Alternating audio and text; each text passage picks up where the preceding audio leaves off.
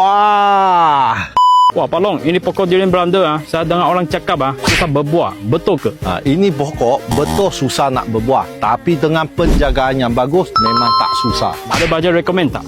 Ada. Pak Long recommend baja paksa buah untuk baja durian Belanda. Ini baja bukan saja untuk durian Belanda, malah buah-buahan lain, pisang, rambutan, manggis, semua boleh. Wah, baja ini fungsi apa? Ini baja fungsi dia melebatkan buah. Tengok, ini satu pokok ini buah lebat. Yang kedua, yang penting sekali, dia akan membantu mengurangkan keguguran buah masa dia kecil. Wah, macam mana guna baja ini? Ini baja, Pak Long suggest untuk guna setinggi 2 meter punya pokok, 200 gram 1 bulan sekali. Subu punya pokok pun sama. Macam satu pack ini 1 kilo boleh untuk 5 pokok. Ngangam sini 5 pokok, 1 beg sahaja. Memang jimat. Wah, mana boleh beli baja ini? Ini baja boleh beli dekat beg kuning di bawah. Sementara stok masih ada, jom mencuba.